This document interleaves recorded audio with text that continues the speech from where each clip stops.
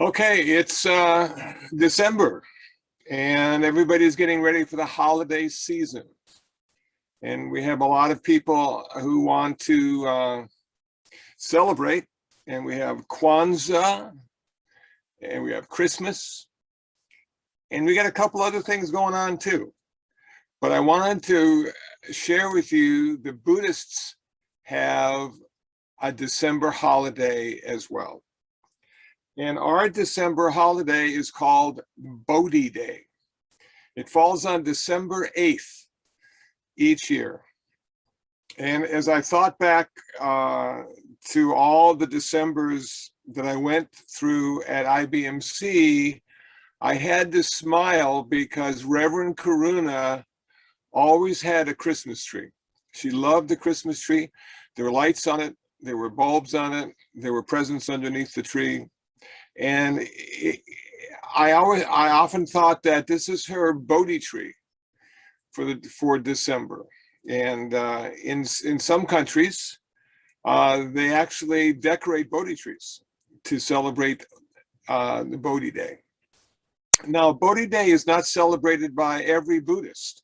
It's more of a Mahayana tradition, and you'll find it in China and Japan and Korea and Vietnam. And what they did was they took Vesak, which is the full moon day of May, and rather than recognizing three important aspects of the Buddha's life, which was his birth, his enlightenment, and his death, they took his Enlightenment Day and made it into an individual holiday, according to the solar calendar, not the lunar calendar. So Reverend Karuna picked up on this, and she always celebrated a Buddhist holiday in December with all the other people celebrating their holidays in December. So the Buddhists aren't left out. Now, Enlightenment Day happened for the Buddha when he was 35. He had been practicing for a very long time, and he achieved his full perfection as a human being at the age of 35. And then for 45 more years, he taught his approach to enlightenment nirvana. He wanted people to be able to reduce their suffering and ultimately end their suffering. And he realized he was only human, though he was a perfect human, but couldn't do it for other people. They had to do it for themselves. So for 45 years, he taught how he did it. And those who listened carefully and practiced and had a positive mental attitude and the great faith, as they call it in Mahayana Buddhism, also achieved enlightenment and nirvana. Now, being the kind of guy that I am, I was always confused when people use the word enlightenment and nirvana to mean the same thing. Because if you've studied Mahayana Buddhism, you realize enlightenment is not the same thing as nirvana. So let me go into a little bit of why I think it's different and how I think it's different. So in approaching nirvana, we have three stages. We have the stream enterer, the once returner, the non-returner, and the fully enlightened, or the person who has achieved nirvana. So we have four stages, and in your practice, you work through these four stages, and it's not necessarily linear. Sometimes you jump around. None of the stages are forever until you achieve nirvana. So you might achieve something and then you lose it, and then you find it again, and then you lose it again. And then ultimately, when you achieve nirvana, it just stays with you until you die. And the thing about dying in nirvana, parinirvana, nirvana after death, is that you don't have to get reborn ever again. You never have to make the same mistakes twice ever again. You are now in nirvana, not in a rebirth cycle of birth and death, birth and death, birth and death. And in between all that birth and death, there's suffering, suffering, suffering. So you've canceled that out, and now you're just simply in nirvana forever. And people will say, well, what's it like to be in nirvana? And I say, I haven't got the slightest idea, because I'm not in nirvana. So I can only imagine what it might be like. But, you know, when you imagine something, it's never turns out to be what it is. You've added your little preferences and opinions and prejudices, and you've created this fantasy, and this is how nirvana is going to be. And then you finally achieve nirvana, and it ain't that at all. So I don't know what it is, but I assume from my reading and from my practice that it's probably a pretty good place to be. Now, I think enlightenment is different, because if you are aware of the Bodhisattva path, you find that you take a vow to be a Bodhisattva until all sentient beings have been rescued from suffering, have ended their suffering, and then you accept your nirvana after everybody else has. So you're sort of driving the bus, and you're picking up people along the way, and they're sitting there and they're practicing, and then some of them get enlightened, and you open up the door and they get off the bus, and then more get on, and and then finally there's no one left on the bus but you, and that's the time you get off the bus into your nirvana and live blissfully, peacefully, and happily ever after. Okay, so why don't people who are achieving enlightenment end their suffering and end their rebirth? Because of that vow they took. We're going to save everybody. And how long is that going to take? It's going to take forever. You may never actually get to the end of your practice, because every time someone is saved from suffering, two more people appear who are suffering even more. And the work never ends. It's like with the cats, and Jeannie can tell you this, that you get a mama cat, and mama cat has a litter, and then the litter has a litter, and then the litter has a litter, and life will not be denied. Life has one goal: to be born. And it really does a good job. You know, we've got 7 billion people now. And even with all the pandemics and the diseases and the car crashes and all the accidents and blah, blah, blah, we still have more people being born than are dying. It's amazing how well life works. So now I'm in this vow to be a Bodhisattva, and you've taken this vow to achieve enlightenment. But what is enlightenment like? Well, you know, again, you can ask a lot of different people and get a lot of different answers. There isn't just one answer, I don't think, to enlightenment. I think there's a variety of answers depending on the person. But this is what I think it is. This is how I've decided it works. That you've been practicing, and you've been practicing, and you've been practicing, and all of a sudden you come to a place in your meditation practice where self disappears. Not forever, just for a short period of time.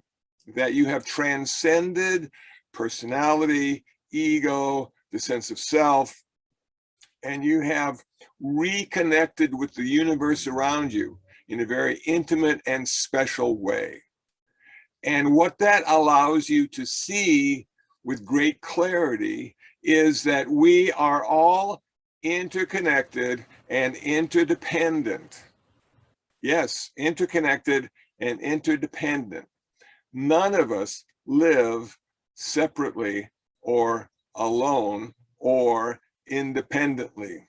We are forever connected with all things around us, the trees and the ponds and the fish and the birds and the cats and the dogs and 7 billion humans. We're always connected to them. We can't run away. We can't put our head in the sand and think it doesn't happen that way or doesn't exist that way.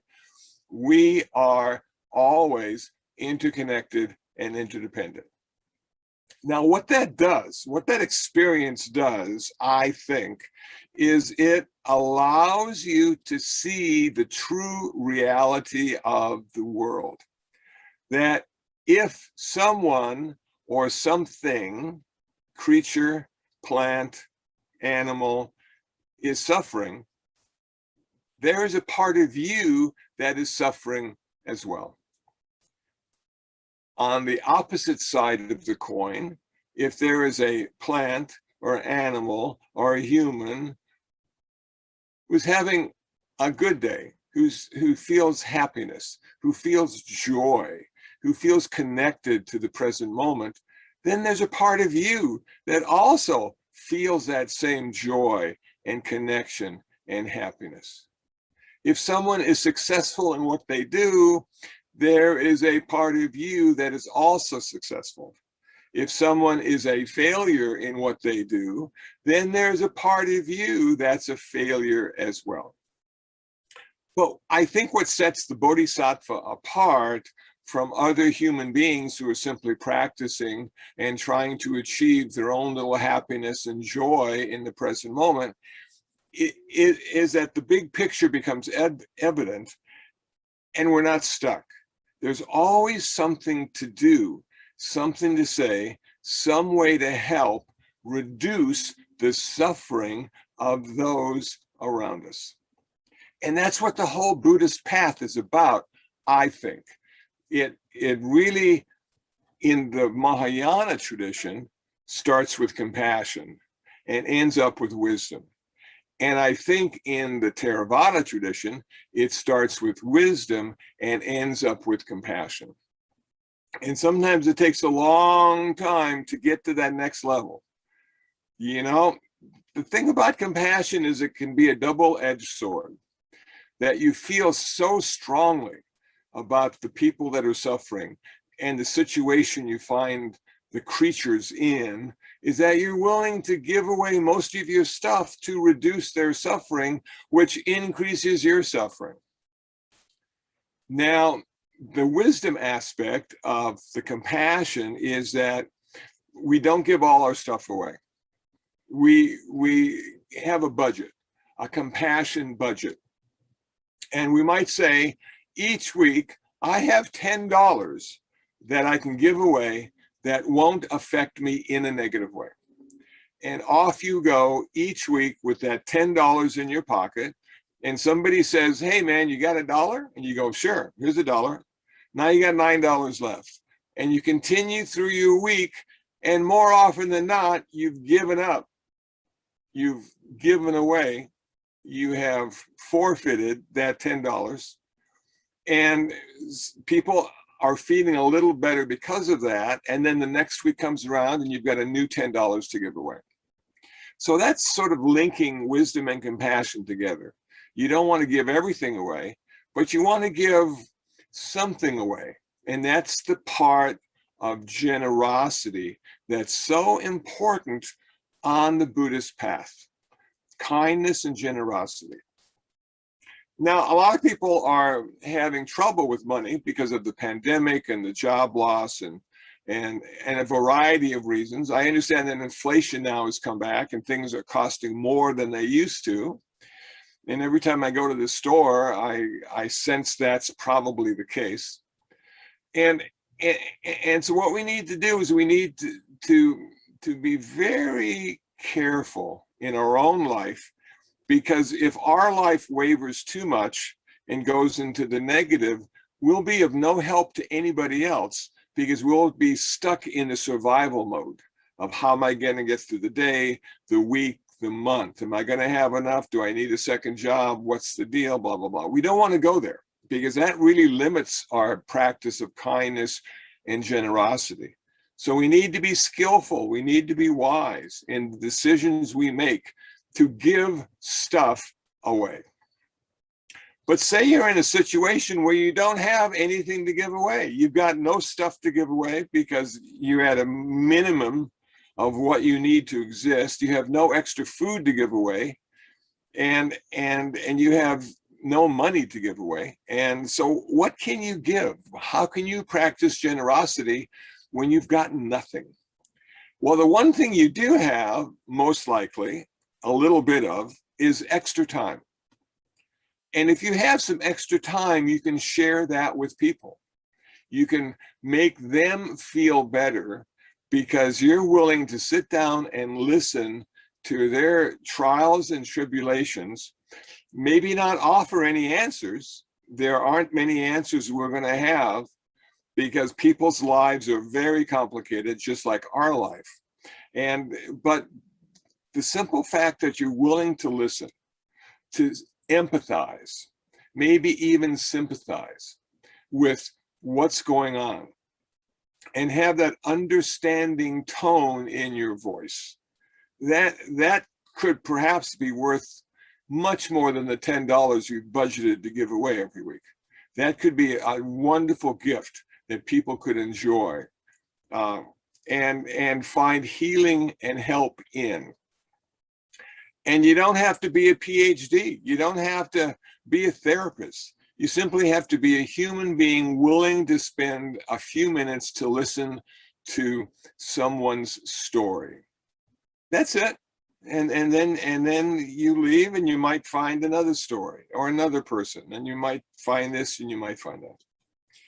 So let me talk a little bit about meditation and why I don't do mindfulness meditation, but why I do jhana meditation. And then how I even gave that up. Okay, when you study Buddhism, you find there's two kinds of meditation. You find there's mindfulness, and you find there's tranquility, which is Samata meditation. And it discovered mindfulness meditation. It had been lost to the world.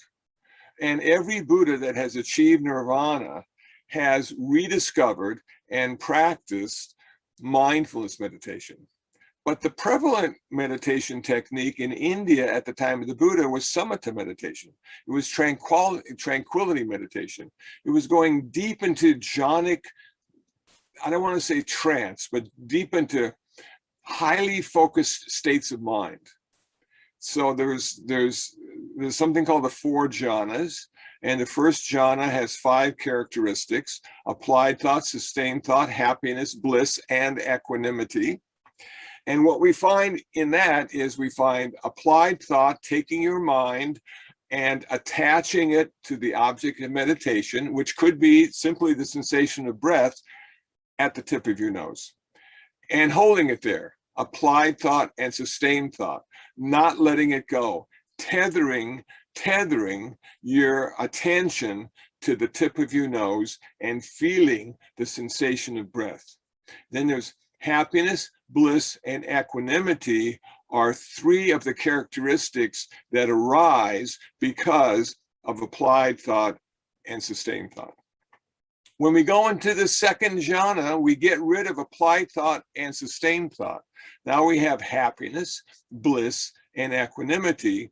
We have trained our mind to simply rest on the object of meditation, the sensation of breath.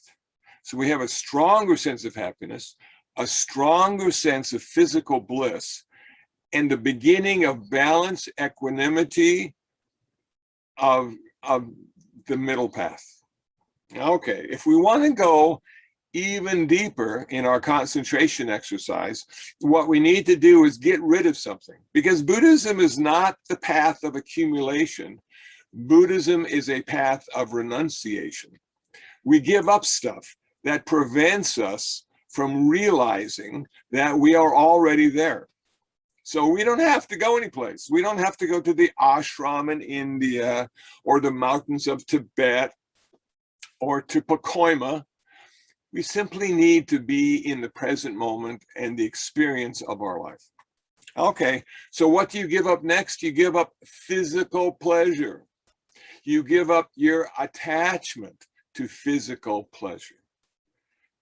Physical pleasure happens because you have a body and a mind. It's just, that's what happens. Okay, and we get attached to that. And we want to re-experience it over and over and over again. And we'll go through so many different gyrations and places and things to do just to get that bliss one more time, that bliss one more time. It's addictive. This pleasure and bliss is addictive. But now you figured this out. You figured out, you know what? If I can get rid of some of my attachment to physical bliss, I can get rid of my aversion to physical pain, because pain and bliss are two sides of the same coin.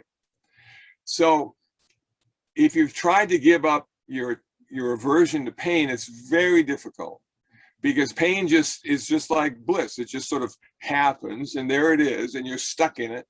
And unlike bliss, which leads to more joyful life, pain leads to a very uncomfortable life and ultimately death. So if we can balance that out and say, okay, I'm not going to have this attachment anymore to this physical pleasure, this physical bliss, and I'm going to have less aversion to my physical pain and discomfort, that allows me to go into the third jhana, which now has happiness and equanimity, or balance of mind. Okay, so now we've realized that in order to get to the next place, we have to give something up. And we don't want to give up, we don't want to give up peace. But what we want to do is give up our attachment to happiness. And the other side of the coin with attachment to happiness is aversion to sadness. And so many times if we find ourselves in situations that make us sad, we feel that there's something wrong and we shouldn't feel the sadness of the situation. Well, but we're human, and we can't hide our head in the sands. We have to face that sadness and look at it as being always temporary, always temporary. That the sadness and the happiness never last. They always end, and something else takes its place. Now, if you're sad, more sadness could take its place. And if you're happy, more happiness could take its place. But usually we go from sad to happy to neutral to sad to happy to happy, neutral, sad. We're just going over all this cycle of happiness and sadness. And then finally, it starts again, and it starts again, and it doesn't seem to ever end. But this meditation practice is allowing us to see where it comes from, allowing us to see our attachment to happiness and our aversion to sadness. And once we figure that out and figure out how to let that go, how to let go of the happiness, the attachment, the sadness, the aversion, we're now in the fourth jhana. And the fourth jhana is perfect balance of mind, equanimity, not indifference. There's still an aspect of caring that goes along with that. Because if we come to a place of indifference, we might feel it doesn't really matter if I live or die, eat or not eat, drink water or not drink water. None of it matters anymore. We get into this sort of nihilism, this sort of darkness, if you will. And equanimity is not dark. Equanimity has the brightness of wisdom and compassion associated with it.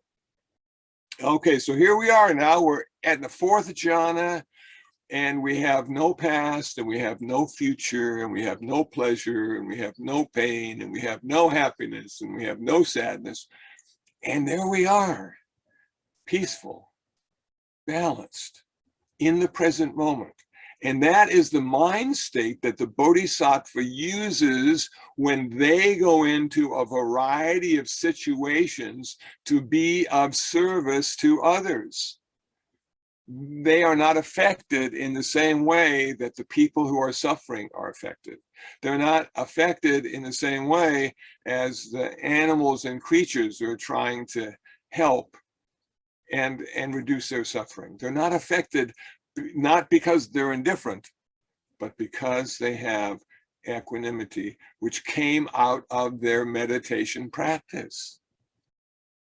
So when I sort of figured this out, and this is all sort of, something that came to me over a period of months and years, I thought to myself, that's what I wanted. I want that.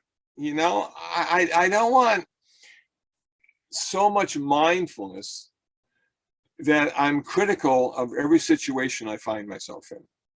And oftentimes after months and years of mindfulness, there was this sort of critiquing going on all the time, and it didn't lead me to any place that felt comfortable and at ease and at peace.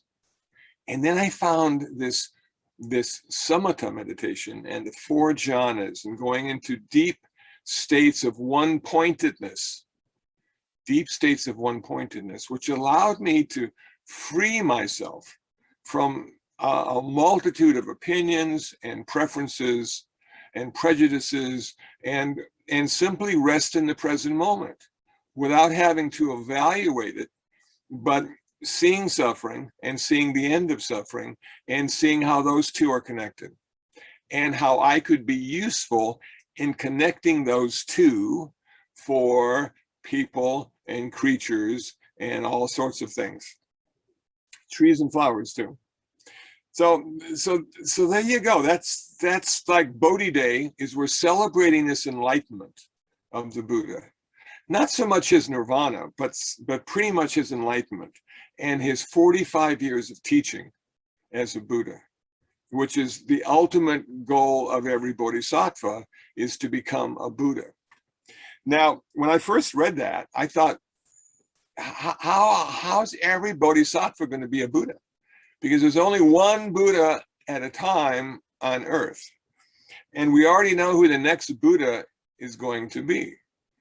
And so we haven't got any place to go if we are Bodhisattva and want to be a Buddha. But then in reading some of the Mahayana texts, you can be a Buddha on a dust mote, a little universe of dust floating through the air, and there are creatures, probably very small and hard to see, who are suffering, and that could be your calling, to be a Buddha on a dust mote. So you continue, even after you're a Buddha, you continue with this idea that, okay, I've done my part, I am now a Buddha, I am now going to accept nirvana, and behind me are hundreds of thousands of millions of bodhisattvas who are still working and practicing and being of service to others, who are practicing generosity and compassion. Okay, now I'm on Google, and I Bodhi Day, and what do we got going here? And I found something that was really nice. That these are 3 vital lessons that can help us on Bodhi Day. So it's December 8th, which I think is next Wednesday. That's Bodhi Day for us Buddhists. That's our Christmas. Get those lights on your Bodhi tree. Okay, number 1. Lessons from Bodhi Day are simply priceless.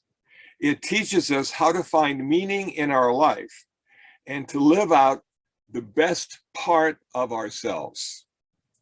Meaning in our life and to live out the best part of ourselves. I thought that, yeah, because we all have these good parts and these bad parts. We all have these parts we're proud of, and then we have the other parts that we're sort of embarrassed about, that we still, haven't achieved nirvana yet. We haven't even achieved enlightenment yet. We much prefer, chocolate cake to rice cakes. And you just go, wow, will I ever get to the place where rice cakes are as good as chocolate cake? I don't know. But the best part of ourselves, can we live that one day a year on Bodhi Day? Bodhi Day also deepens our spirituality. Everyone needs spiritual awakening and deepening to be able to live meaningful and purposeful lives. This day offers a platform to get a great deal of that deepening. So oftentimes, if we live around a yoga center or meditation center, Bodhi Day will spend some time in meditation or doing yoga. We'll spend some time reflecting. We'll spend some time on charting out the course we've chosen, our spiritual path. And it gives us a time out where all the secular stuff we're involved with all the time. You know, now we've got a day we can dedicate to spirituality, and more importantly, to our spirituality and our practice and our path. And the last one, it unites us for the common good. One of the highlights of Bodhi Day is performing kind acts for other beings. This unites diverse people to do good things together. So this could be our kindness and generosity day. You know, instead of, you know, $10 for a week, how about $10 for the day? Or instead of 10 minutes a week, how about an hour today that we can share with someone who needs someone to listen to them? This is, and it also brings us together. Remember what I said when I'm talking about, you know, one of the aspects of enlightenment is that personal realization that we're all interconnected and interdependent. This is the day we're all working together to make this planet, to make this community, to make ourselves just a little more compassionate and wise and generous. And in that working together, we can understand that diversity creates community. It's not the other way around. Diversity creates community. And what Buddhism says, according to me, is that the idea is not for all of us to be one.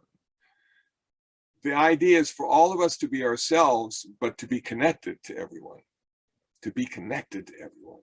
That way we don't lose our individuality, and the common good of the group is upheld and practiced.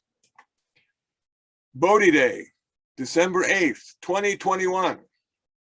And for those of you who haven't been to my Facebook page in the last couple of days, yesterday I posted a Buddhist calendar for 2022.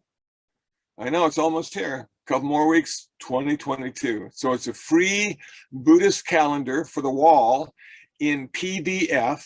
All you have to do is download it and then print the page. And you can put it on your wall and have a Buddhist calendar for free. The practice of generosity and kindness. Okay, I'm going to stop there and ask if anybody has any comments, questions, or ideas of how to make life better. And I see Shraddha with his hand up. Yes, Shraddha. I just wanted to say this was the best holiday talk ever. So thank you very much for it. Thank you. Thank you. And happy Bodhi Day. Yes. Okay.